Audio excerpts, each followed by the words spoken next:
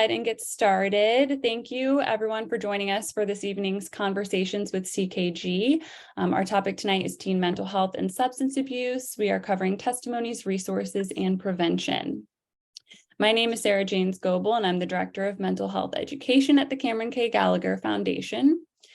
Conversations with CKG is our discussion series that seeks to turn the whispered, hidden conversations about mental health into open, supportive, and educational dialogue. You will see the Q&A feature at the bottom of your screen tonight, so we ask that you use that if you have any questions throughout the evening. We will try to get to those as you ask them, but we will also save some time at the end of our conversation for questions. Tonight's conversation is being recorded, and it will be up on our YouTube channel in the coming days. So we are joined this evening by a panel of experts from Silent No More, which is an organization that works to educate students and families of the dangers of drugs, the effects that they can have on one's life and one's relationship. They provide real information about what these drugs look like, where they come from, the relationship between mental health and substance abuse disorder, and the science behind addiction. So they have prepared a presentation for us this evening. Each member of the panel is going to share their own experiences and information, but we do welcome your questions during our conversation. So I am going to go ahead and turn it over to Silent No More's Community Outreach Coordinator, Kim. Thank you for being with us this evening, Kim. Thank you, Sarah. Thank you for inviting us. We're really excited to be here tonight. Tonight we are going to give you an overview of Silent No More. It's an education program, as Sarah described. It's about typically a 90-minute program, but we're just going to give you a short summary of what we typically present to both students in school and then parents in the evenings after school on a virtual platform. We have several resources that we've provided to Sarah to give to you after the program. And of course, after we present, if you have any questions, please let us know. And with that, I will start the presentation.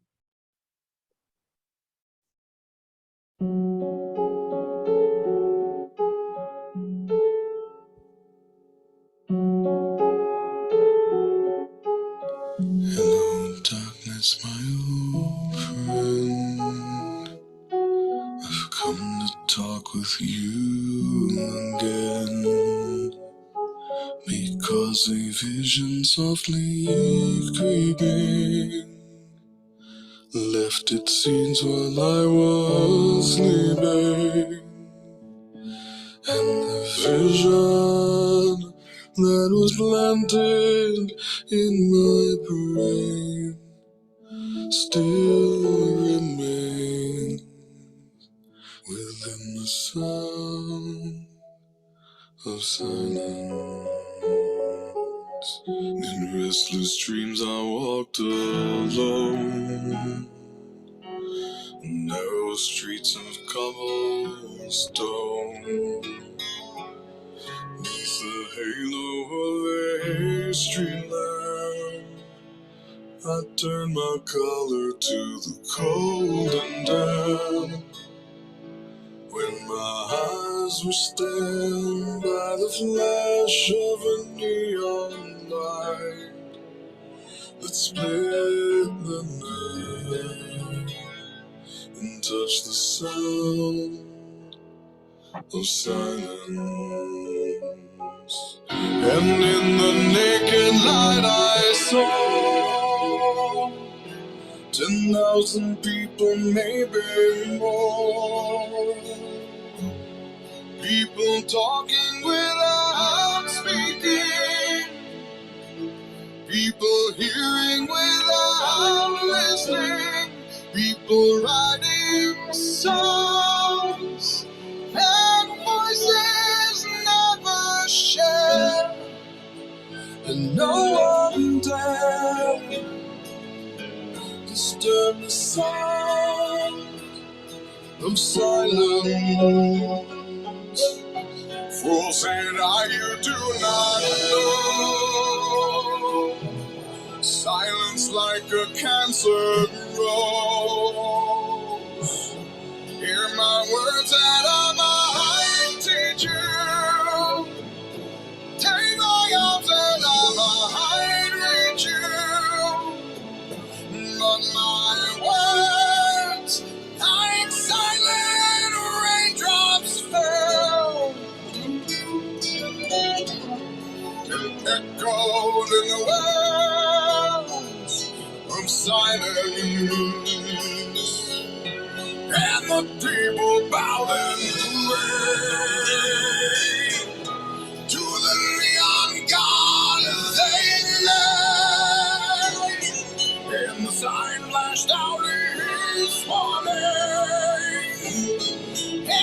words that it was forming. In the signs and the words and the prophets are written on the subway walls, in tenement halls, and whispered in the sound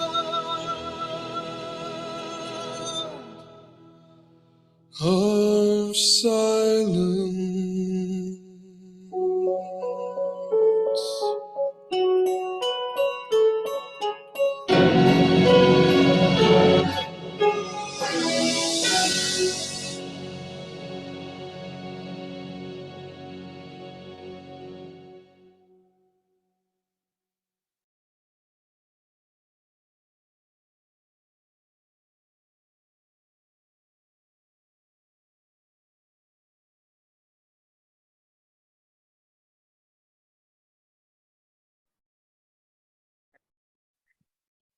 Good evening, everybody. My name is Chelsea, and I'm here to share my story and how addiction has rattled my family.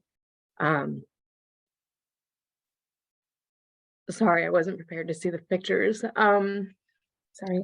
I lost my oldest brother in August of 2009 to a heroin overdose. It's okay, Kim, I'm just not going to look at the screen. Okay. And then I lost my second brother August 22nd of this year. August 19th of 2022 to an overdose of a combination of fentanyl and a drug that is emerging that's stronger than fentanyl called isotretinoin. And I may be saying that incorrectly. My birth mother is a heroin addict. I lost my stepdad who raised me to cirrhosis of the liver following his drug and alcohol addiction. And I got put into foster care, and my little brother stayed with our birth mom, who my little brother is now currently in a recovery home. He's 30 years old. He's been on opiates since he was about 13. He has no life skills. And I used to always wonder, like, why didn't my mom want me back? Why did I have to go through the experience of foster care? And I didn't understand it at the time, and I held a lot of anger and everything surrounding that. But now looking back, I'm very thankful for the experience, because I'm the only person in my family that has not fallen into addiction. I am now a narcotics paralegal for the U.S. Attorney's Office, which I never thought would happen. And just graduated first in my family with a bachelor's degree. So my whole purpose with Silent No More is I just want to have the conversations. When I first started my job, it was something that I never talked about, because you're working with these attorneys and these professionals who come from great family backgrounds, who went to Ivy League schools, who had a great upbringing and great support. And it was embarrassing to talk about having so many family members, that suffer from addiction. And a lot of people don't understand it. So I just want to stand in the gap and have those conversations and let people know that, even though if you experience it personally, whether you have an addiction or you have family members who are addicts, like your circumstances today don't dictate your future tomorrow, and it's never too late to start over. So I always end my speech with saying that Stephen was forever 30 and Scott is forever 43. But I'll do my best to keep their story alive. Thank you for letting me share. Thank you.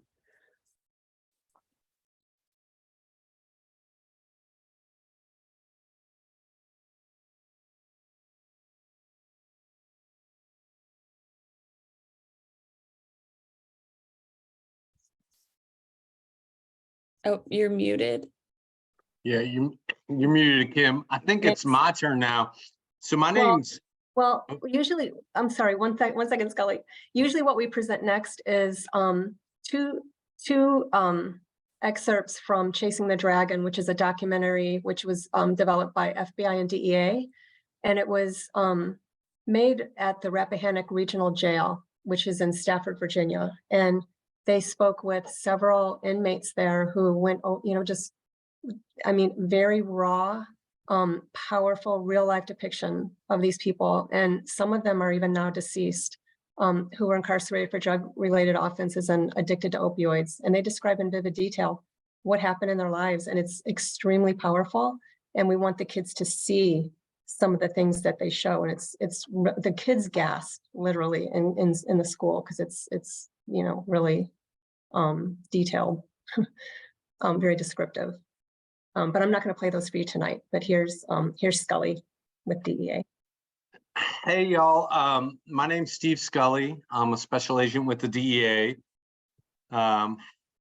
Obviously, I feel like I take a little bit of a back seat because there's so many just horrific and sad but powerful stories that you guys hear, from these other presenters. But I am the law enforcement arm. We do obviously investigate any type of drug trafficking. I'm here just to kind of show you that we're seeing, these effects of opioids in so many different ways. It's not your typical heroin needle to the arm or someone from a low income community that is unfortunately shooting up all the time. We're seeing it everywhere. We're seeing it in just the other day. I was just talking to an agent probably 30 minutes ago where he had an overdose where there was some fentanyl in marijuana that was smoked, and now there's an overdose. You see there on that picture, that's how small it can be to cause an overdose. And that's what we're seeing. We've seen it here. I don't know, Kim, if you can see, go down to the hidden dangers. The next one actually would be, all of these pictures are within the past 4 months in Richmond, Virginia. So the top left, the colored pills, the M30s. To the bottom right, we seized that. At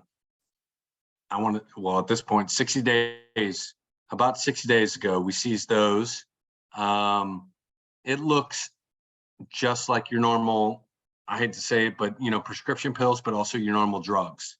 Someone that's, if you look at the bottom middle right there, both of those kilos of what is believed to be cocaine, a lot of that was laced with fentanyl. Not saying that cocaine is anything anybody should be doing anyways, but even if they were, has your lethal doses of fentanyl. So I think there's also another local seizures. I think the next slide down, Kim. Yeah, so this was a press. The guy was pressing the pills this was in the city of Richmond. He was making his own pills and he was taking what was to the right. Well, we seized that, but he was taking to the right and he was putting fentanyl into a mix of what he was selling people as Oxycontin. So I think just from a law enforcement perspective, right? Like, it's twofold. I'm trying to be here to show you what we're seeing, but I'm also trying to be here to say, call us at any time. We're not here to just arrest people. We're also here to help people. This is a major problem, and we are your friends as much as we can be the enemies for the people that are supplying this. And we don't want to forget the fact that we are friends to everybody. So that's kind of it. It's coming in everywhere, unfortunately and sadly, but please call your local law enforcement, call your local DEA. If you have any suspect that there's some type of drug activity, because unfortunately there is a major problem going on right now. And as you'll hear from the other presenters, it can get very sad very quick. So thank you all very much. Scully, can you also talk about the rainbow fentanyl that's on the street right now they're trying to attract the kids? Yes. So what they're doing is So that's the thing, right? These upper left corner and then the bottom left. What they're trying to do is the whole goal is to get people addicted. So it doesn't matter to the individuals who are selling this. It doesn't matter how it comes about. What matters to them is to get them addicted, because ultimately, if they get addicted, they'll come back more, and they're going to come back more, which means more money in their in the drug dealers' pockets. So they will put fentanyl, just a trace amount, in anything because it's so highly addictive. The problem is because it's chemically made, you don't know. You could get just one speck of fentanyl in one pill and it's fine, but you could get that other speck from a different lab in one piece of whatever you're taking, cocaine or pills, and it could be lethal. You just don't know. So they're just trying to get everyone addicted so they come back more. It's all about money, and that's the scary part. So Thank you, Scully. yes, absolutely.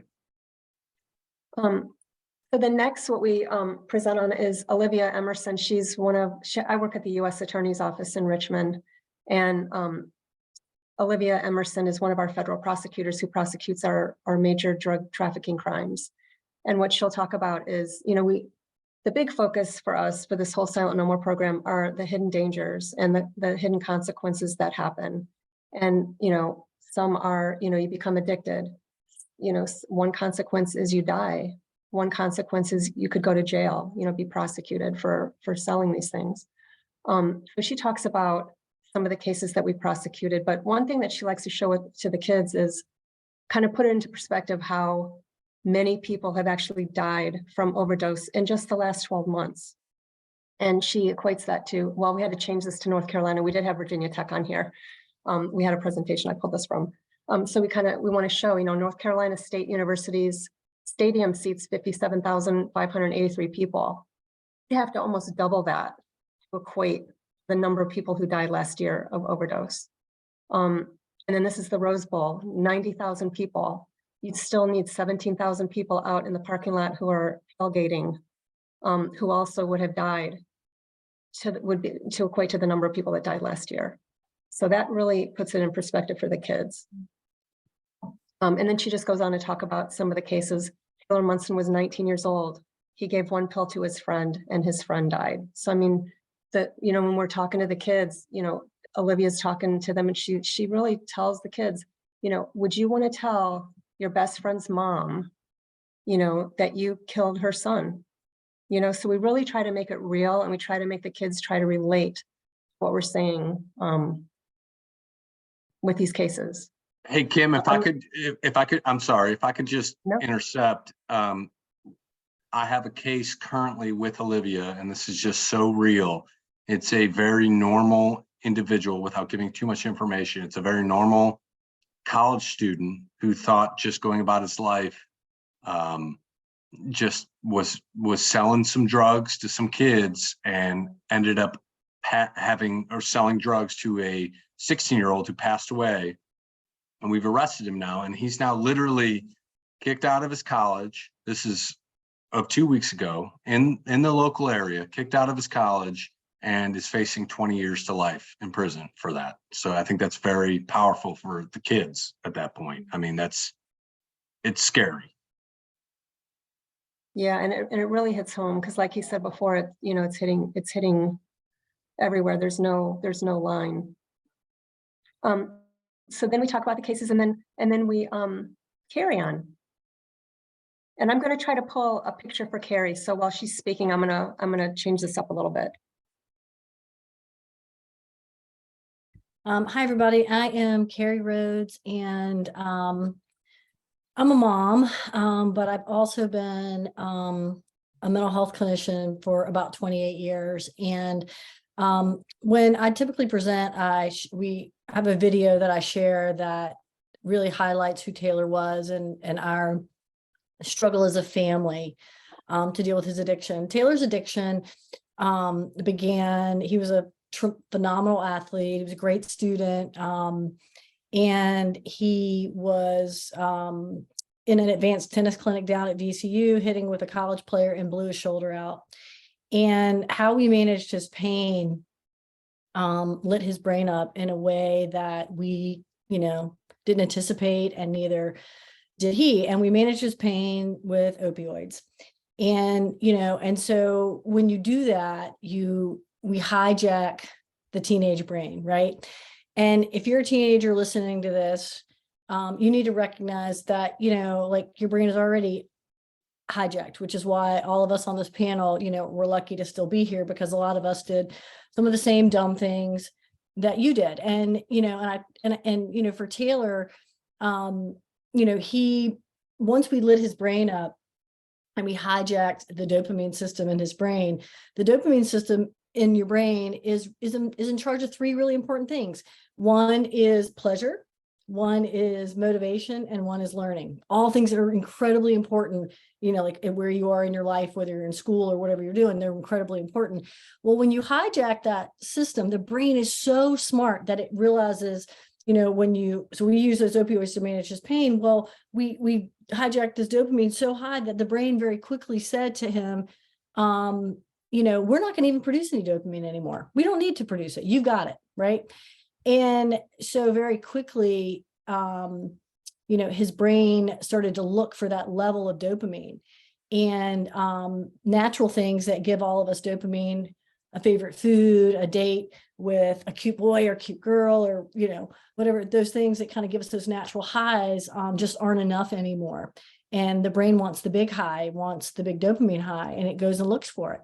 And so when we lit his brain up, it took our family down, a rabbit hole, and a lot of the videos that you see in this are people who are living the rabbit hole.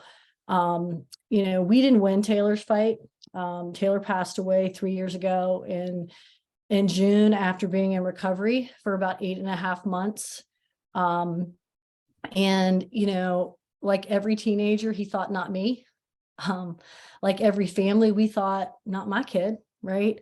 And unfortunately for Taylor, that one last time really was his last time. And, there may be people out there, watching, and you're worried about your child, and we can't afford a lot of missteps, in this, because like you heard, Scully, you don't get a second chance. If something's laced with fentanyl, we don't have a lot of time. Like every time could be your last time. And, I don't want other families to do what I'm doing. I also am a trauma therapist in the Chesterfield County Jail, and I work in the heroin addiction recovery program. So everyone in my program has an addiction, and that addiction landed them in jail. And they're lucky because they're still alive. And they've taught me an incredible amount. Not one of them thought they would ever be in jail. Not one of them thought that this would be their life. And all of them thought, not me, and, one today actually said to me, I wish I'd have known as a teenager. I thought it was cool. It was fun. And you know what? It was until it wasn't. And if I could have foreseen all the pain I would cause myself and my family in what I've done, I would change it. But, I think, a teenage brain is incredibly delicate because it's still developing, and there's so many things that put it at risk. And so in our normal presentation, I spend some time talking about what are those risk factors and why it's easier for a teenager to fall in, and the mental health pieces that put them at more risk. So, like I said, I don't want people to do what my family is doing. And Taylor and I always said we tell the story. And so when you watch this presentation, you can definitely tell he's part of it. So thank you guys for letting me share. Thank you, Carrie. And we have sent the link to Carrie's video to Sarah, and she's going to get that out to you all. So now I'm going to play an excerpt from Dr. Denise Lester's video that was taped by Patrick Henry High School when we presented to the school there. And basically what Denise does is she puts on skits for the kids, so that they can actually feel, she wants them to feel what addiction feels like. So this is how she does that. And the kids love her. This is their highlight. I think everyone agrees. Okay, wait, you know what? I have to play the presentation to do this. 1 second.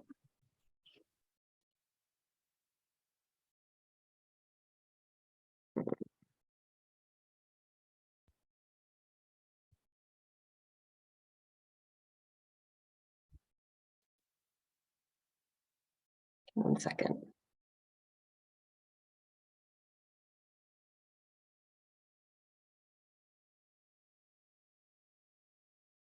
I'm not good at this Okay. when it's not playing right.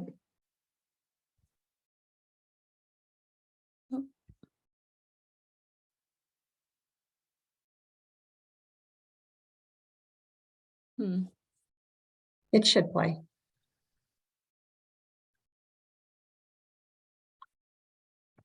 Maybe not. Yeah, it's weird that it's not. Yeah. It wants to. Let me do this another way. Let's see if you have the file of it. Yeah, I have the file. And so Kim, do me talk a little bit about Denise's presentation while you're trying to figure it out? Yeah, I think this is it, but go ahead. Let's see if it plays here. There you go.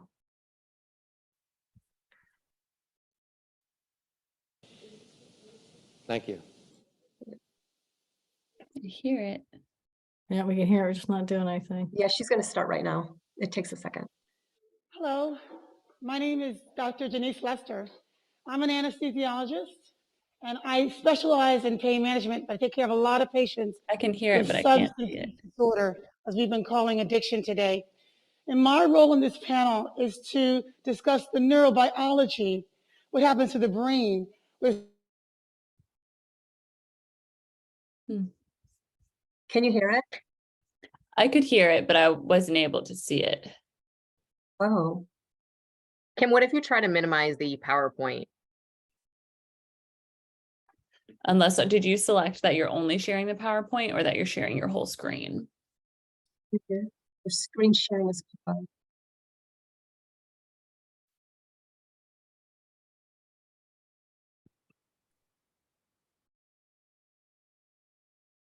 So one of the things that while Kim's trying to pull it up, one of the things that And you have to get a reward, right? Yes or no? There you go. Yes or no? Is that working? So I have a behavior in mind. Kimmy, give me a reward from Silent No More, please. Is that working? Look at Kimmy. She's Vanna. She's got your first reward. All right. She's Vanna. She's got your first reward. All right. What is your first reward? Can you see me? You know? It is a boom. Silent No More. So it's a t-shirt, right? So in the first stage of addiction or substance disorder, you have to be exposed to a reward after a behavior, whether it's a pill, a cigarette, an injection. So we're going to do the first thing. First stage is exposure. So stand up. If you would like a t-shirt, just raise your hand for me. Raise your hand. Okay, she gets a t-shirt. She raised her hand. Raise his hand. You get a t-shirt. And let's see. Raise your hand. Wait, I have so many t-shirts here. Raise your hand. Oh, sorry. You get a t-shirt too. Okay, have a seat. So the first stage of addiction is really just being exposed to it. You're at a party, you smoke a marijuana cigarette or drink alcohol, or maybe you're taking an OxyContin because you want to relax at this party or because you have a sports injury. And so the first stage really doesn't feel that hard. He just stood up, he raised his hand, and he got what he wanted. And sometimes it's an unexpected benefit. Stage one is exposure. If you never get exposed, you never have an addiction, correct? If you never take the t-shirt, you don't get the reward, you don't get that feeling, you don't get that buzz. Stage two, stand up. Oh, you know what, Kimmy? I want the students in the classes to participate too. Stand up, stand up, stand up. So stage two in addiction is different. The reward goes down, but the behavior to get the reward, to get the dopamine, goes up. Can you see them? See them there? Okay, so the reward's going to go a little bit down. What's the reward? Okay, there she says. She's Vanna. She's such a good Vanna. All right, so students in the classrooms that are streaming, your teachers have these too. Silent No More bands. We still like them, yes? Like them? Okay. But now I said the reward went down a little bit. You wanted a t-shirt like Ken, didn't you? I know you did. But you're going to get a band, I think. But the only way to get it banned is to increase what? The behavior. So now instead of an alcohol stick or an Oxycontin pill, to get the reward, which is less dopamine release, is to either go to an injection or more pills. So the reward is less and the behavior is more. So this was the first behavior, stand up and raise your hand. Now the behavior is jump, jump, jump, jump, jump, jump, raise your hands above your head, jump, jump, jump, jump, raise your hands above your head. Here's a good jumper, but you already got that. You can't be greedy. Here you go. You, here you, here you. Teachers, did you give out your bands? Have a seat, have a seat. Did you give out your bands, teachers? Yes? Oh, this one over here. This is so intriguing. Ah! Okay, so the second stage of addiction, yes, is that you have to do more of the substance to get less of a reward. And why is that? Because you have something is numbing your pleasure center. Please turn to the next slide. The next slide should say endorphin. Next slide. Yeah. That is what I want you to remember. That's the second thing. Dopamine was the first thing. Carrie already told you. Dopamine was the first thing. You do something, get a new job or something, dopamine rises. That's a good thing. But then next to that, dynorphin rises. Yes? When dynorphin rises in your bloodstream, you numb the pleasure center. I can give you a big hug. I can give you a squeeze. I can give you $100. I can give you $500. And your dopamine would maybe go up to like as if I said hi to you. Because when you have excessive substance use in your body, the dynorphin chemical in your bloodstream numbs the pleasure center and you cannot get dopamine release anymore, okay? So you're always trying to get dopamine. So is dopamine important? Yes. Dopamine equals survival. If I'm a caveman and I am hungry and I haven't eaten for 3 weeks and I go to these beautiful juicy red berries and I eat them and they're running to my face and I'm so happy, oh my God, it tastes so good, I haven't eaten in 3 weeks. Dopamine rises in my bloodstream and in 2 weeks I can still know exactly where to go to get that berry. Turn left, go right, turn around, go back, the berries are right there. When you have dopamine rise in your body, you remember and you crave and you want. And the things that are good that lead to dopamine, like exercise, things like that, you want those to continue. But if I'm a caveman and I'm really hungry and I see those same berries, oh my God, there they are. And I grab them and they're poisonous and I go, oh God, it tastes so bad. I've got to do a version. I'm not going to get dopamine release and I'm going to leave that alone. It's a survival. Sex, all those things that cause survival go up with dopamine. Eating, if I don't eat, no dopamine, no survival. So dopamine is good, but it's not good if it leads to dynorphin release and addiction. So stage three, let me ask you this. If you were thirsty and I took you off of water for 10 days and I put a glass of water right here, and then I said, you can't have it. And 2 more days go by. You can't have it. And then at some point, you're going to try to get that water and you're going to push for me. That is the world of addiction. The world of substance use disorder is the person is craving normal dopamine levels, enough to get out of the bed and go to work levels. Because now, because of what they've been doing, the dopamine level in the bloodstream is so low that they need the drug just to get a normal dopamine level. Yes? They're walking around with 0 dopamine, whereas usually you're 50 or 40. And if they use methamphetamine, dopamine goes to 10,000. So getting out of bed, 50 nanograms of dopamine. Staying in bed because you don't feel like going to work, 40. Addiction, 0. Methamphetamine, 10,000. You'll never get to that 10,000 ever again. That's why you continue to use it. When someone has the disease of addiction, their brain is broken. Just like a heart attack is a broken heart, the disease of addiction.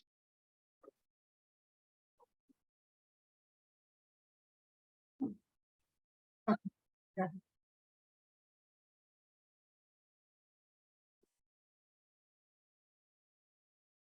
Okay, sorry about that. I wanted to stop that. And thank you. No, thank you for playing that. And you said that was at Patrick Henry? I was at Patrick Henry High School. Mm-hmm. Okay, 1 second. I just need to get this back.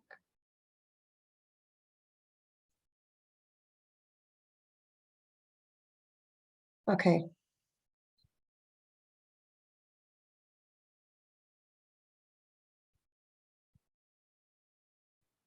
Okay, so now, can everyone still hear me? Yes. Okay. So now, then we would put on, maybe sometimes Courtney Nunley speaks. And if you would like to hear her story, you can click on this QR code. I'll leave this up for a minute so that you can click on that. And it's WTVR did a report on her life story and how she has, we've started Project Recover. And she will go into what that is and how they're helping people working with emergency crisis, with EMS and fire and police. They're going on ride-alongs and they're going to overdose, once they're going to overdose cases. So once someone is revived, we have peer recovery specialists that go in, work with the patient immediately after they're revived and get them into a treatment and recovery program. So she'll talk about that. Is that for certain ages or It's like for okay. any call in Richmond City. They work with, we have peers with Richmond City Police Department, Richmond City, Richmond Ambulance Authority, Chesterfield Police, Hanover Sheriff's Office, and all 11 Bon Secours emergency departments in Central Virginia. Oh, wow. Okay. Yep. And then I also gave this QR code to Sarah, so she'll pass that out to everyone. And then we go on to Alex.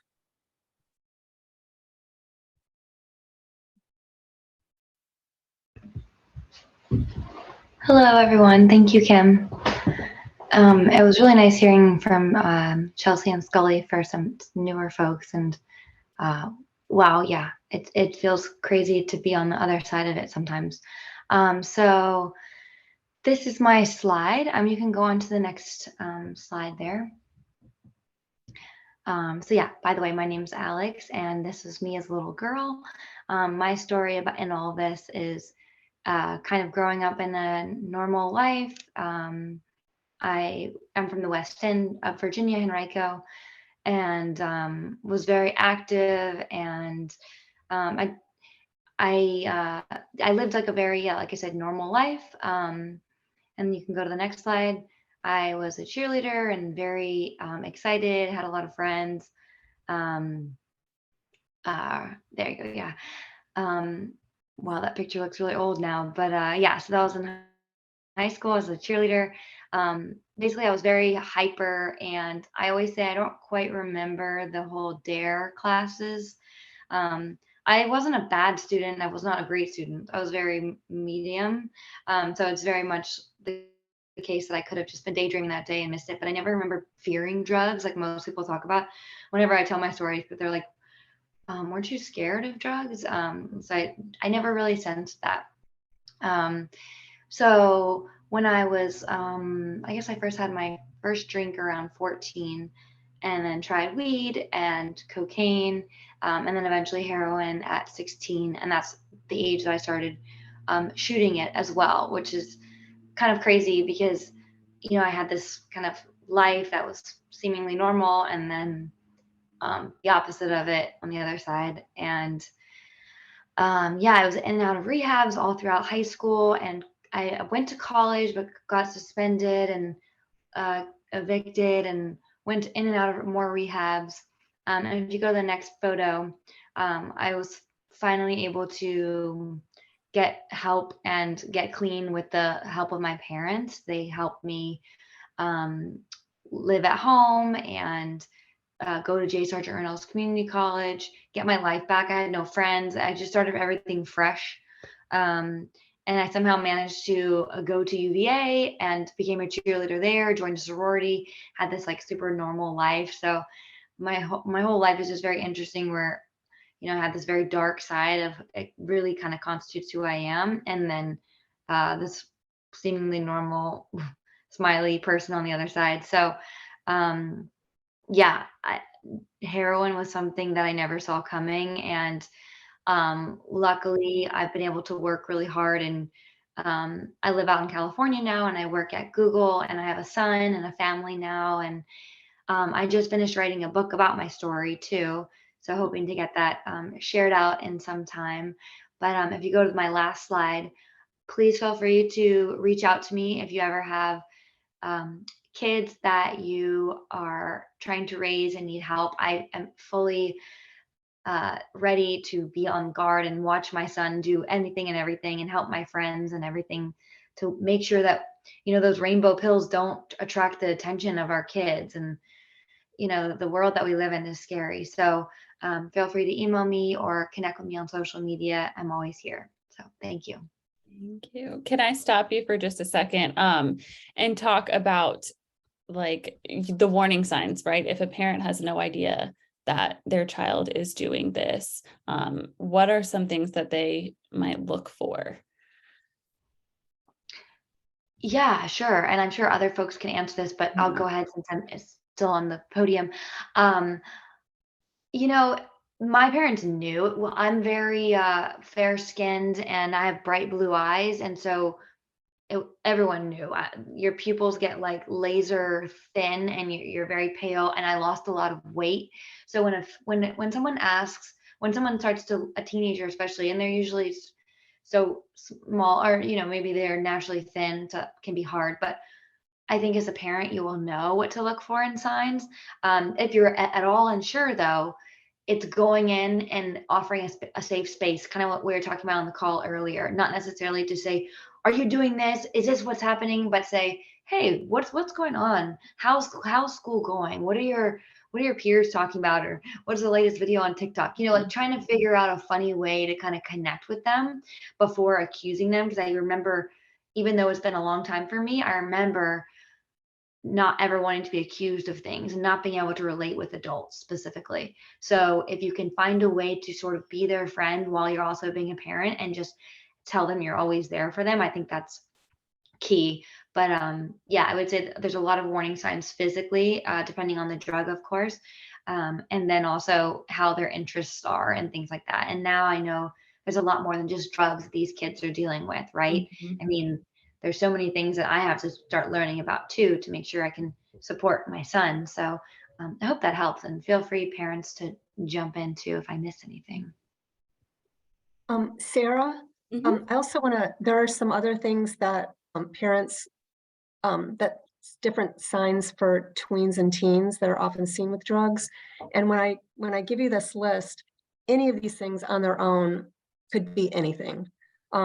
So it's just mainly parents know their children, and if they see, more than one of these signs together, it just raises a red flag. So some are withdrawn from family, friends, activities that he or she once enjoyed, anything that is out of character that has no other explanation, untreated mental health issues, change of sleeping patterns, sleeping a lot more or a lot less than normal, lethargy or hyperfocus, change of friends and dress.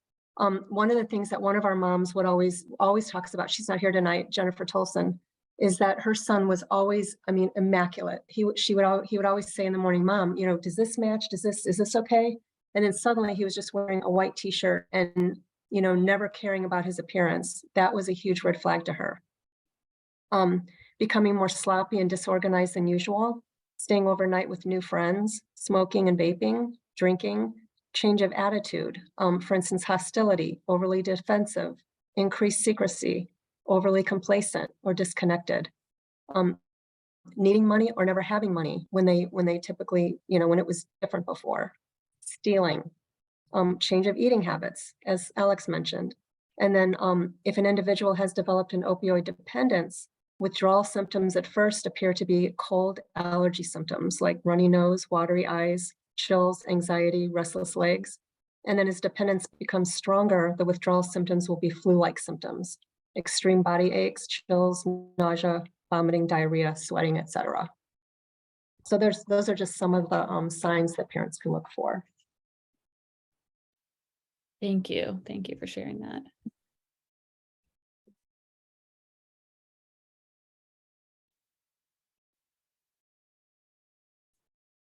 And that's pretty much it for our presentation. I know you had some other questions, and both Dr. Rob Trainer and Dr. Lester answered those questions in a document that I sent to you. I don't know if you wanted me to read that.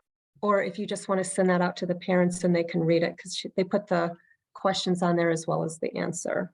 Yes. And it Oh, sorry, go ahead.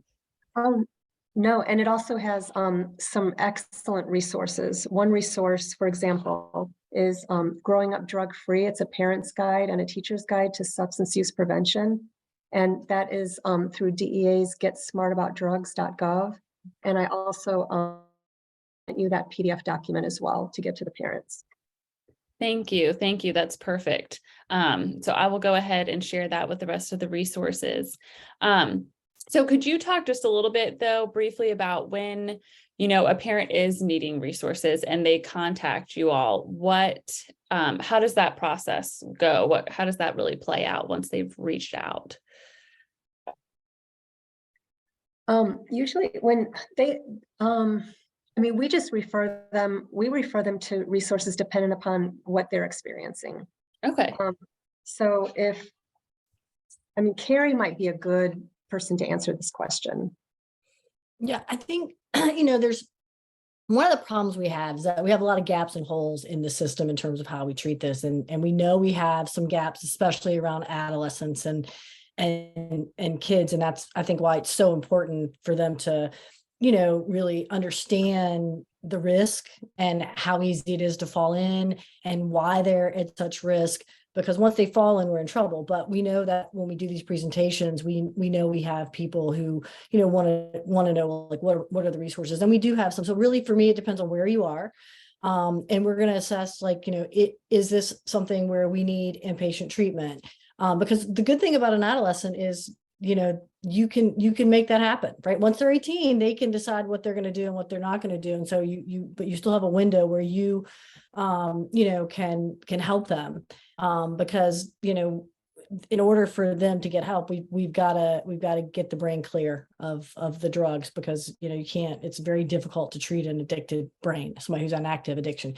But we're going to, we assess, like, where are they? Like Kim said, it's, if you're needing outpatient services, if you have insurance versus if you don't. There are different, resources and a lot of times it's not just adolescents. It's like, well, my brother who is an adult needs services and help. And so I think, we're pretty plugged into the community resources because of our task force and what's available out there for not only intervention, prevention, treatment, and then recovery services. There are a lot of really good recovery resources out there for people. And I think it's really important for parents to recognize that this is a long-term chronic disease. And, the way our system is set up, it's a lot of like short little, like, do this, and then you got to do the next thing and the next thing. And, and so we need people we need seamless services, really, is what we need. And so we really try to make sure we plug people into what makes sense for them and just try to be a resource, because if they can't access that, or that doesn't fit, then we want people to get help, because we know the sooner we intervene with young people, the better chance we have. Absolutely. Awesome. Well, thank you. And then Chesterfield also recently opened a recovery high school called Recovery Academy. Is that right? Chesterfield Recovery Academy? Yeah, it's the Chesterfield Academy, but it is Recovery High School, and anybody, whether you're a private school student or a public school student, can apply. And there's an application process online, and it is a year-round school. And in that school, not only do kids have access to their education, which I think is really important, but they have access to treatment and a recovery community. And it's really hard for adolescents, because that is such an important part of, like, their own development, is, that peer group and that peer support. And so, the point of that Recovery Academy is to fill in a lot of those gaps that we're missing in the community, for students. And it was one of the things that, when Taylor was really struggling, typically what happens when kids struggle is they get suspended or expelled and they're out. And then, like, as parents, we're like, now what do we do? And so we wanted to shore that up, because we were losing too many kids. I mean, we're not winning this battle. I wish I could sit here and say, oh, it's getting better, but, Kim shared a stat, and, we're looking at 108,000 people We lose 220 people a day. That's a plane crash a day. And in this country, if I said to everyone on this call, you know, how many of you love to fly? And we go, yeah, I'd love to fly. Well, what if I told you that one plane every day that was up in the sky was going to crash? How likely would any of us be to get on the plane? I would think I'd be driving. I'm telling you, I would not be on a plane. But the truth is, like, you know, these kids are making a decision, and we literally have a plane crashing every day. 220 people. If a plane were crashing in this country every day, our country would be up in arms. And we really need to be. We need to be, as parents, realizing that it's super easy to fall in, and all it takes is one pill or one joint. That's it. You know, and we didn't, most of the parents on this call did not grow up in a world where that was what we had to navigate as teens. Mm-hmm. You know, and so it's scary. Yeah. Oh, yeah. Well, that's pretty amazing, though, that they've started that school in Chesterfield. Yeah. So it's another great resource just to have. It is a good resource. I'm glad you brought that up, Kim. I should have brought that up myself. All right. Well, I think you have answered all of the questions that I had for this evening. Thank you all so much for joining us tonight. Thank you for your time, for your expertise, your experience. I really appreciate it. Thank you to everyone that attended tonight and joined us. Again, this conversation has been recorded and it'll go up on our YouTube channel. And the link to that recording and all of the other resources that we discussed tonight will be sent out. So you will have all of those available to you. And yeah, I just want to say one more thing real quick. I'll also give you my brochure, and it has our contact information. So if any of the parents want to talk with their principal or counselor to bring Silent No More to their school for the 90-minute program, we would love to be there. We'd really want to educate your students as well as parents. Absolutely. We really appreciate being here tonight. Thank you. Thank you all so much. Have a great evening. Thank you. Right, too. Thank you. Bye all.